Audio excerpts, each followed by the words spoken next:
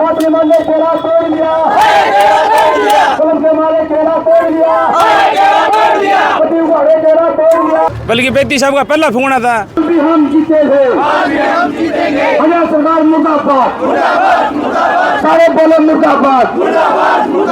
सरकारी तनख्वाह मिला करती, फिर मृत्यु देने लगे, ठेका पे छोड़ दी मैं। जिंदे जी भाई सब गलत है। लाठी भी खाएंगे, गोली भी खाएंगे, जेल में भी जाएंगे, गिरफ्तार होएंगे।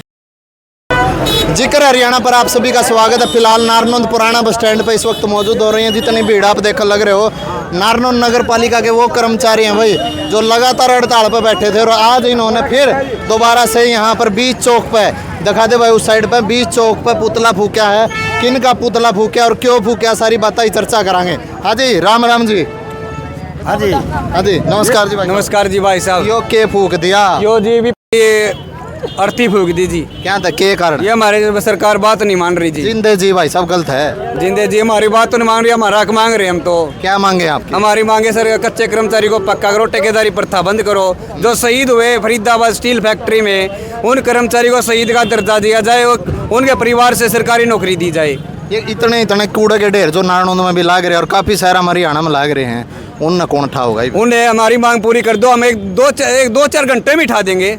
अच्छा, हाँ, तो क्यों अटक पड़ी है मांग? क्यों कौन नहीं मान रहे आपकी मांग? सरकार बात नहीं मान रही जी। फिलहाल भाई महिलाएं हैं काफ़ी, हैं भी काफ़ी पूरा से आपा प्यार रखा था इन्होंने, मतलब पूरी तरह से ये बोलन लग रही थी। ताई जी राम राम। राम राम। तो मतलब आज ये जो पुतला फूका, क्या इससे कोई असर पड़ा? सरकार आपकी बातें न मान लेगी? सरकार नहीं मानी हमारी बातों को, और लंबा संघर्ष चलेगा। हम लाठी भी खाएंगे, गोली भी खाएंगे, जेल में भी जाएंगे, गिरफ्तार होएंगे, हम पीछे नहीं हटेंगे। हमारे घर 20 साल से लगे उड़े हैं, सुते बच्चे न छोड़ के वहाँ हम बच्चे को संभाल देने, भूखे हैं, प्यासे हैं, हम स्कूल तक नहीं भेजते हैं। जो हम सुरक्षित बनाते हैं शहर को सफाई करके, सरकार ने 20 साल लगाना हो गया, हम आज तक कोई कर्मचारी पक्का नहीं कराया है। इब हमारी पक्का की मांग है, हम दरी पर लेटर लेंगे, पक्के होके ही उठेंगे, और नहीं तो हमारी लंबी जेल चली जाएगी।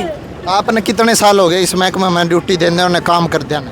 हमने 20 साल हो गए लगाना है। 20 साल से हमारी ड्यूटी देते हैं, ना सरकार हमारी कोई तनख्वाह बढ़ाती है, हमारी सरकार शोषण करती है, हमने दरी पर लाती है, कर्मचारियों का कोई खोट नहीं है। यह सरकार हमने दरी पर लाती है और सरकार हमारा शोषण करती है। जब जबरदस्त हो के हम दरी पर आते हैं, सरकार हमने पक्का कर दे, हमने दरी पर आने का कोई शौक नहीं है। कितने दिन तक आप धरना पे बैठे हो?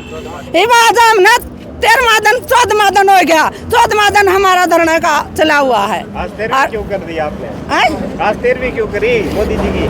मोदी जी की नहीं करी, बीपीएल गुप्ता की करी है, हम उसकी बीपीएल उसकी करी है, गोयल की।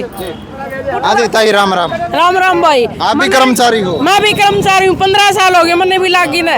पहला मृत्यु दिया करते, सरकारी तनख्वाह मिला करती, फिर मृत्यु देने लगे, ठेका पे छोड़ दी मैं। यो कौन सा मतलब होया भाई? जे सारे की नौकरी छोड़ कर उसी पक्के करते करते फिर कच्चा मिले तो किसा लगेगा बताओ? कितनी उम्र हो गई आपकी?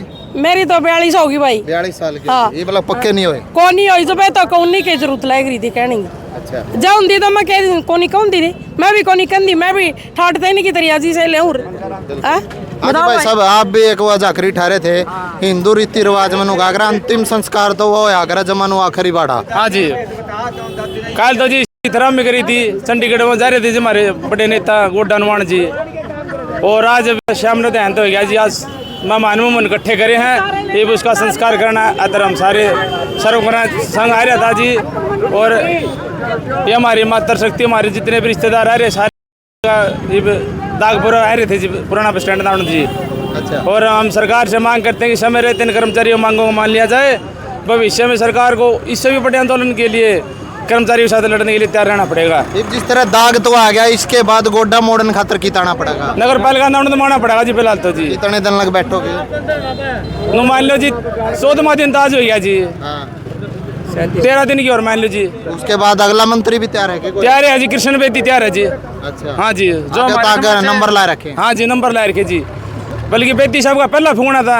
अच्छा, उसका भी अगली गड़ा फूकते हैं 15 दिन बाद। उसने क्या खोट कर दिया? उसने जी एक तो हमें सारा हमारा जो डीएससी समाज उसको भगाने का काम कर रहा है, फिर कहता बोले मैं डीएससी समाज का नेता हूँ, मैं इनके हक की बातें करता हूँ। उसने 12 साल हो गया आज बीजेपी सरकार में आए हुए, उसने हमारे लिए एक भी शब्द नू नहीं कहा भाई ये मेरे कर्मचारी भाई से मेरे समाज से है, वह इनको पक्का कराया जाए, इनकी मांगे जायज़ हैं। कोई भी बात नहीं हमारे समाज के प्रति कहता। इतना झूठा और घटिया मंत्री हमने पहले कभी नहीं देखा जो समाज के नाते। तो आप बीजेपी विरोधी तो नहीं? हाँ जी, ये बहुत पहले थे। पहला तो को नहीं थे जी, अब ज़्यादा है जी। हमें बका कर हमारे समाज को बोले हम आपको DSC आपका लागू करवा देंगे, आपके बच्चों का भविष्य सुरक्षित करने में हम आपका योगदान देंगे। वो DSC भी खत्म करवाई दिया जी, कितने DSC का कोई प्रमाण पत्र कौन मिलता बड़खान फार्म भरने खातिर। तो मुख्य एजेंडा क्या है जो आज अर्थी फूकने का? मुख्य एजेंडा ये है जी, जितने भी हमारे सभी विभागों में, मैं कर्मचारी होने के नाते नगर पालिका की बात नहीं करता, हरियाणा रोडवेज, बिजली बोर्ड, जितने भी हमारे तमाम सफाई कर्मचारियों के पद हैं जितने भी विभागों में, उनको सभी में सफाई कर्मचारियों में पद लागू किए जाए और उनमें पक्की भर्ती की जाए और इस ठेका प्रथा को बिल्कुल बंद किया जाए जड़ से, जिससे हमारे कर्मचारियों का शोषण हो रहा है। हाँ जी प्रधान जी, राम राम। जय श्री राम। पहले तो आपके चैनल को दिया जोड़। जय श्री राम। आप बीजेपी वाले हैं? बीजेपी वाले तो थे लेकिन अब लोगों ने टैग लगा दिया जो श्री राम बोलता है बोले वो बीजेपी वाला है। तुम्हारे अलग अलग में बचा हुआ जी, इसके बगैर क्या है? पार्टी मायने नहीं रखती। पार्टी कोई मायने नहीं रखती। हम कर्मचारी हैं, नगर पालिका नारायण कर्मचारी इकाई का मैं प्रधान हूँ। और हमारी जो हड़ताल है, ये हड़ताल को हमारा 14 दिन हो गया। उधर से हमारे फायर के साथी जो अग्निशमन फरीदाबाद में स्टील फैक्ट्री में जान बचाते हुए अपने प्राणों को ही आहुति दे दी थी। हम क्या, हमारी मांग क्या जी? सरकार से 1 करोड़ का मुआवजा मांगते हैं, एक उसके परिवार को सदस्यों को नौकरी मांगते हैं और एक शहीद का दर्जा मिलना चाहिए जी। और जो हाईकोर्ट के पीछे 31 दिसंबर को जो हाईकोर्ट ने आदेश दिया था, विभाग कोई भी हो, हर एक विभाग का जो 10 साल से कार्य कर रहा है उस कर्मचारी को नियमित करने का काम करे। लेकिन 2 महीने का समय हरियाणा सरकार ने मांगा, महीने 4 हो गए, तो आज तक नहीं हमारी बातों का कोई संज्ञान लिया। तो मजबूर होकर हमने MP MLA अच्छा जी संसद तक हमें ज्ञापन सौंपे हैं, लेकिन हमारी बातों पर कोई भी ध्यान नहीं दिया गया। मजबूरन होकर हमें हड़ताल रखनी पड़ी और जब तक हमारी हड़ताल पूरी नहीं होगी तब तक हम अपना हड़ताल जारी रखेंगे। जी प्रधान जी, राम राम। राम राम जी। देखो आप लगातार, हम भी दिखाने लगे रहे हैं कि लगातार करीब 1 महीने से ऊपर हो गया धरने पे बैठ रहे, भूख हड़ताल भी हो ली और ये जो अर्थी वाले सिलसिले ये भी काफ़ी हो ली है। आज फिर दोबारा से अर्थी फूकने का काम करें, ये आखिर कब तक चलता रहेगा? पहले तो आपका धन्यवाद कि आप इस गरीब तबके की आवाज़ को उठा रहे हैं और जनता के बीच में पहुंचा रहे हैं। इसके लिए मैं आपके चैनल का धन्यवाद करता हूं। साथ ही जहां तक हमारी लड़ाई की बात है, संगठन एकदम आखिरी लड़ाई पे नहीं जाता। हमारा आखिरी आंदोलन जो होता है वो जेल भरो और उसके बाद आमरण अनशन होता है। उससे पहले फील्ड भी गर्म करना होता है और हम सरकार को आपके माध्यम से भी इससे पहले नोटिस देकर, केवल नोटिस देकर के भी हम सूचित करते हैं कि हम ऐसा करने जा रहे हैं। अगर आप हमारी मांगों के ऊपर चर्चा नहीं करोगे या हमारी मांगों को नहीं मानोगे तो हम अगला कदम उठाने पर मजबूर होंगे।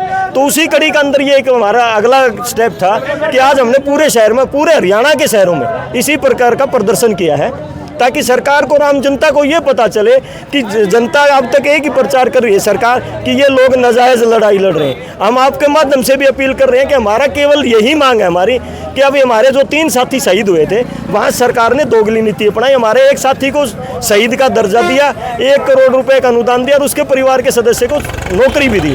उसके लिए हम सरकार का धन्यवाद करते हैं आपके माध्यम से। लेकिन 2 साथी जो हमारे अग्निशमन के थे उनको ना तो 1 करोड़ रुपए की आर्थिक सहायता दी गई, ना उनके परिवार को स्थायी नौकरी दी गई और ना इस प्रकार की नीति बनाई। तो हम आपके माध्यम से अपील कर रहे हैं कि उन साथियों को भी शहीद का दर्जा दिया जाए और ये दोनों चीज़ें जो वो उनके ऊपर लागू की जाए। और हमारी इसके अलावा जो मांग है वो हमारी ये है कि हमारा जो कर्मचारी जो चाहे वो किसी भी विभाग में जो कच्चे के रूप में काम कर रहा है, HKRN के माध्यम से काम कर रहा है या पेरोल पे काम कर रहा है या किसी स्कीम के तहत काम कर रहा है, आप उनसे पूरा समय काम ले रहे हैं तो उनको भी पूर्ण समान वेतन दिया जाए या पूर्ण वेतन दिया जाए। इसके साथ साथ में जो भी कच्चा है आप उनसे काम पूरा समय ले रहे हैं तो उनको भी पक्का किया जाए। जी, सुनने में आ रहा है कि कुछ हद तक सरकारों ने आपकी बात सुनने का प्रयास किया है या फिर मीटिंगें हो रही हैं? बिल्कुल, अभी कल भी हमारी जो नेताओं की सरकार के साथ मीटिंग हुई है, लेकिन ना तो वो शहीद का दर्जा देने की बात कर रहे, ना इस विभाग के अंदर जो रिस्की विभाग है हमारे, जैसे बिजली बोर्ड का है या हमारा फायर का है या सफाई साथियों का है, जो रिस्की विभाग है उनके अंदर इस तरह की जो अगर कोई दुर्घटना होती है तो उसके लिए कोई स्थायी पॉलिसी नहीं बना रही। ये केवल और केवल एक प्रचार था। जहां जिस विभाग के अंदर 6 साल से वेतन वृद्धि नहीं हुई, वहाँ 13,000 के साथियों की वेतन वृद्धि आपने अगर पढ़ाओ तो 15,220 करने का सुझाव दिया है। 6 साल में मात्र 3,000 रुपये बढ़ाने का, लगभग 3,000 रुपये बढ़ाने का इनका प्रावधान है। ये जो धरने प्रदर्शन वो कब तक चलते रहेंगे? जब तक हमारी मांगे सरकार नहीं मानेगी। अभी तो केवल और केवल हमारे 2 ही विभाग इस सरकार के खिलाफ अभी आंदोलन लड़ रहे हैं। यदि इसी तरह की हमारी नीति रही, सरकार की नीति रही, तो हम भी सभी विभागों के साथ तालमेल कमेटी बना के सबको इस आंदोलन में शामिल करने का प्रयास करेंगे और इस हड़ताल को पूर्ण रूप से जनता से अपील करते हुए, जनता की समस्याओं का ध्यान रखते हुए, जनता का सहयोग लेते हुए सभी विभागों के अंदर हम 100% हड़ताल करने का भी कामयाब करेंगे। जी धन्यवाद जी। धन्यवाद। क्या नाम सर आपका? मास्टर योगेंद्र, प्रधान सर्व कर्मचारी संघ ब्लॉक नारनौंद। जी धन्यवाद जी। फिलहाल वह नारनौंद पुराना बस स्टैंड पर इस वक्त मौजूद थे। आपने पूरा प्रदर्शन देखा और कर्मचारियों से हमने जब बातचीत करी तो उन्होंने अपने विचार रखे। उनके बारे में आपका क्या कहना है? और यह वीडियो है जो सरकार तक पहुँचा दो भाई। और इनकी जो हड़ताल जो चल रही है उसकी वजह से शहर में जो कूड़ा कचरा जो का तो पड़ा है वो भी, उसका भी उठान हो जाए और इनकी भी समस्या समाधान हो जाए, तो आप सबके लिए और हमारे लिए भी बेनिफिट रहेगा। धन्यवाद।